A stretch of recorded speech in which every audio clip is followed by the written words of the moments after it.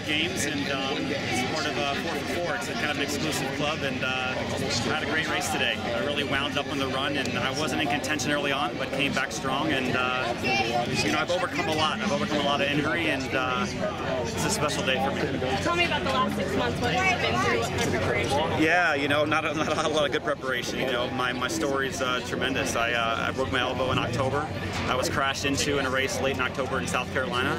Had a plate and 13 screws put in my elbow, and had a staph infection in it. Couldn't swim for 6 to 8 weeks, and I made it back. I made it back strong, and it's my first race of the year, and it's I can't believe it.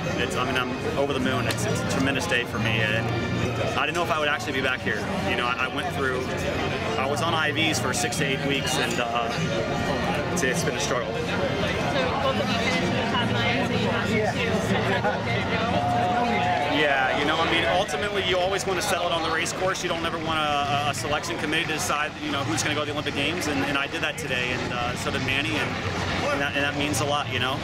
I'm just happy to go back and represent my country. There's no better feeling than represent the USA and be a part of Team USA, and I've had a lot of support, so it means a lot. Yeah, it's just going to be, you know, enjoying the next week, kind of a little bit of some downtime with my family, and really kind of celebrating. You know, this whole week will just be a celebration for me, and this will be my last Olympic Games for sure. You know, and I want to go out and do it right. Ever since I was a kid, I always wanted to win a medal at the Olympic Games, and I haven't done that. I finished 7th in Beijing, and I hope to make it back and make it on the podium. Congratulations. Yeah, thanks a lot. Hunter, you haven't raced yet this year. How are you able to prepare yourself to race at this level without doing it out on the course? Yeah, you know, just a lot of hard training, a lot of hard preparation, a lot of mock simulation races that I did, certain brick workouts, and you know, when you hit your times in training, you know that you can do it. You know, it's just delivered on the day, and you know, I really felt at peace today. I really felt at peace throughout the whole race, and you know, I'm a strong Christian, and I believe that God was watching over me today. And you know, my story's already been written. I just got to go out there and do my part. This is the second Olympic cycle in a row where you've done it on the last race.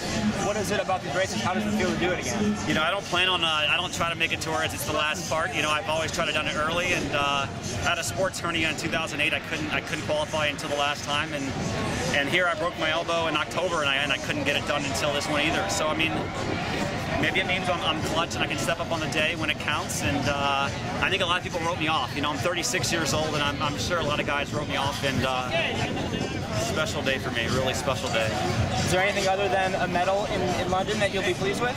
No, I mean, I'm just going to enjoy the whole journey. You know, what I've realized about the Olympic Games is that in 2004, when I went in Athens, I had these blinders on thinking that I had to get a medal, and I walked away 9th, and I was so crushed, you know. And Beijing, I enjoyed the journey. I finished 7th, and I was happy with that. And for me, the whole process will be amazing. Walking in the stadium opening ceremonies will be amazing, and I want to get a medal. I'll be happy with the medal, but if I don't, it's not going to define who I am as a person. The fact that I went to 4 games and didn't get a medal, I think just going to 4 games is pretty special.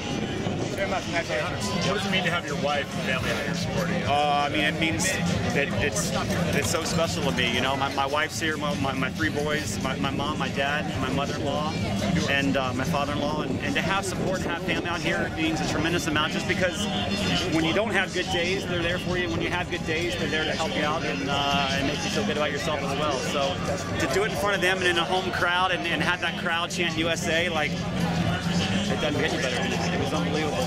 How did you do it in the end? Because you were back and then you just had a strong push at the end. How did that happen?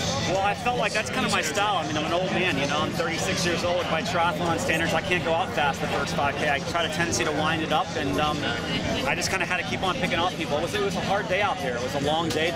It's a 3-lap run, and so you kind of hide away, and it's tough.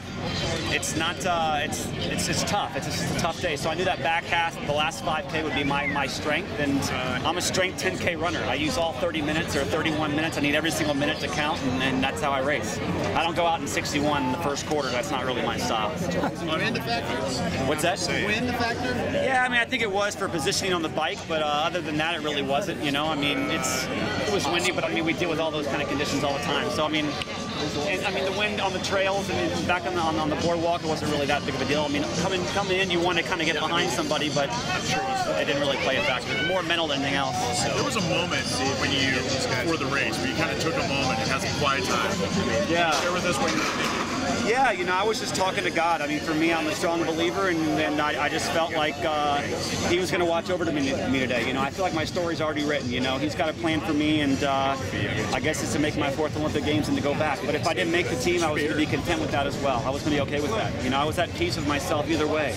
And you know, He watched over me, watched over all of us, and had everybody stay safe. And I'm going to go back, and my story still yet to be told. So hopefully I can finish on the podium.